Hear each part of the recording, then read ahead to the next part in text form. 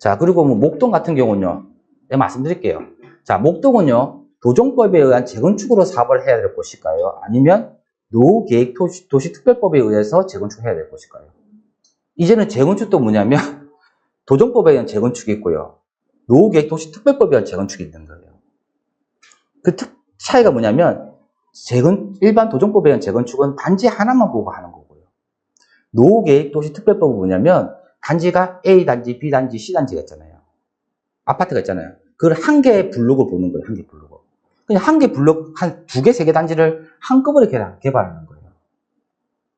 그렇다 보니까 이게 슈퍼블록이라는 게 만들어진 거예요.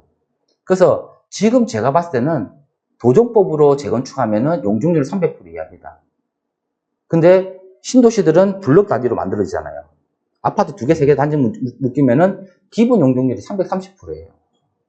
또 최대 360% 주는 겁니다. 그러니까 내가 보니까 이번에 1기 신도시를 제가 직접 해보니까요. 안 될 줄 알았는데 너무 잘 되고 있어요.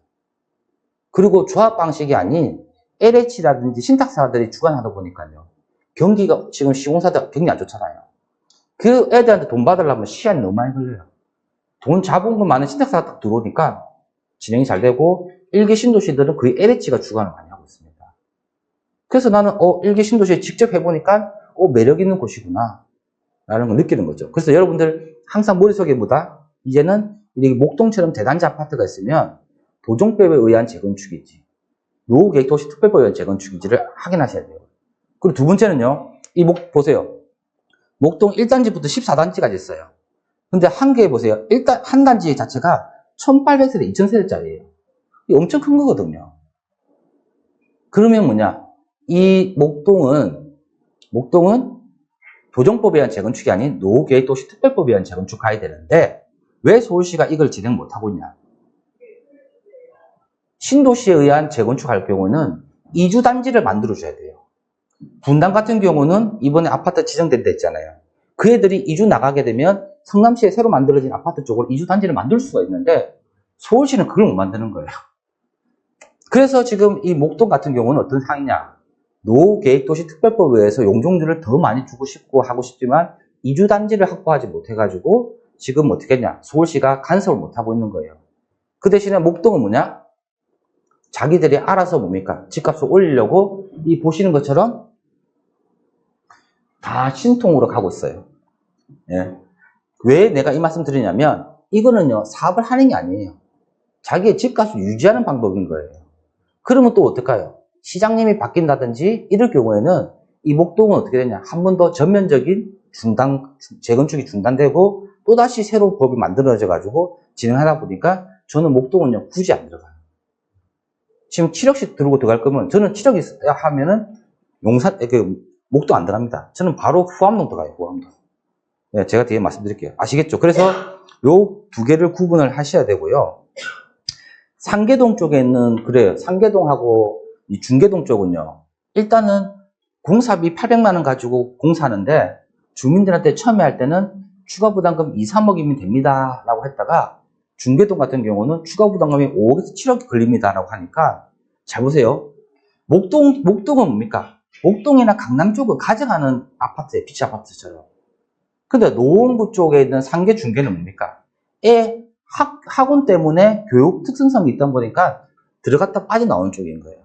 그런데 보니까 강남 쪽에는 5억, 7억 부담하세요라면 알겠어요. 왜? 그만큼 프리미엄이 붙으니까요. 노원구 쪽은 어떨까요? 그 정도 프리미엄이 안 붙기 때문에 지금 노원구 쪽에는 상계 중계는 진행은 되고 있지만은 주민들 추가 부담금이 너무 크다고 나와가지고 진행이 잘 안 되고 있는 상황입니다. 아시겠죠? 그래서 뭐냐면 이제는 재건축을 보려고 하면 뭘 봐야 된다? 입지가 좋고 추가 부담금이 크더라도 그 감당해서 가져가려고 하는 입지를 가진 곳에는 먹히 들지만 옛날처럼 싼 곳에는 재건축이 안 먹힌다는 거예요. 그걸 아셔야 되니까. 그러니까 뭡니까? 해운대 사모가든 있지 않습니까? 그것도 제가 수주하고 DL을 하고 있고 이번에 감정평가 나왔지 않습니까? 그거 보고 이제 추가 부담이 크다고 하는데 제가 봤을 때는 그 동네 사람들은 한 추가 부담을 한 4억 정도는 부담을 할 수 있다고 충분히 생각하고 결과적으로 뭐냐면 또 어떨까요? 장이 살아날 때까지 이거를 기다리고 가지고 온 사람이 또 돈 버는 겁니다. 그래서 저는 뭐냐면 자, 공식이 뭐냐면 장이 안 좋을 때는 무조건 A급지에 관심을 가지고 옛날에 2억 있다면 밀락동에 2-3개 사는 것보다는 정확한 곳에 1개 사는 게 제일 좋다는 거라는 거 보시면 돼요. 좋을 것 같아요. 그래서 노원구 중계동도 그렇고요. 그리고 한 가지 서울 쪽에서 여기는 제가 또 일을 하고 있는 곳인데 재밌는 곳이 뭐냐면 서울시는요, 여러분 도심 재생 사업이라고 아십니까? 말 그대로 뭐냐면 재개발은 오래된 집을 철거한 거잖아요. 도심 재생 사업은 뭐냐면 페인트 칠해주는 거 있죠. 길에다가 벽에다가 페인트 칠해주는 그런 곳인데 이 응암동 같은 경우는 잘 보세요.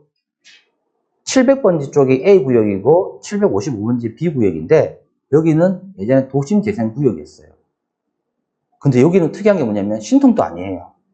도심재생구역을 구청에서 구청 돈으로 정비구역 지정을 하고 있다 보니까 저는 한 1년 만에 끝날 줄 알았는데 2년 반이 걸렸어요.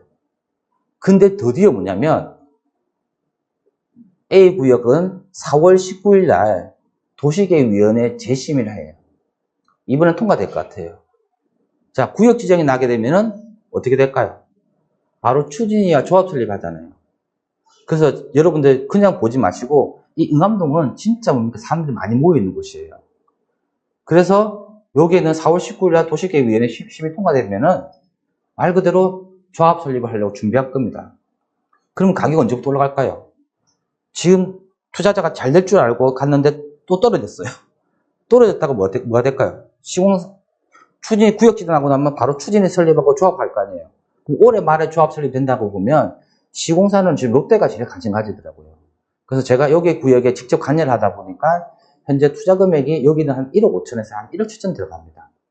그래서 내가 봤을 때는 잘 보세요. 같은 1억을 놓고 투자를 하더라도 불확실한 1억을 놓고 하는 거는 최고 좋은 승률은 뭐냐면 무조건 물건을 싸게 사야지만 이 가격을 남겨요.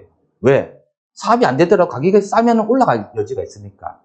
근데 어떨까요? 응암동은 이것처럼 2년 반을 기다렸다가 했던 곳은요. 이번에 결정고시 나고 나면 어떻게 될까요? 확실한 거잖아요. 저는 만약에 불확실한 거를 1억 주고 살래. 확실한 거를 1억 5천 주고 살려면 저는 1억 5천 주고 삽니다. 왜? 이 애들이 조합 설립만 딱 하는 순간은 실제 투자금 3억 이상 들어가니까요. 그래서 내가 보니까 1억 5천 넣으면은 1억 5천 또 버는 거예요. 그래서 그나마 서울은 가격도 올라가고 매매가 되는 겁니다. 맞죠? 그럼 이 애들은 어떻게 될까요? 또 토지거래 허가구역에 대한 부담이 없을 거 아니에요.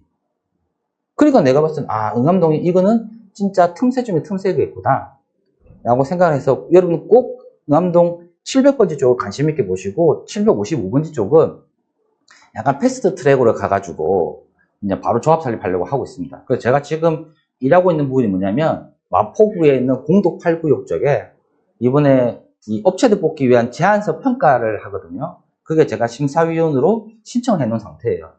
즉 서울시는 업체 뽑는 것들 이렇게 꼼꼼하게 하거든요. 그래서 여러분들 이거는 제가 반드시 이번 강의에서 확인해 보시면 괜찮은 곳이라고 보는 겁니다.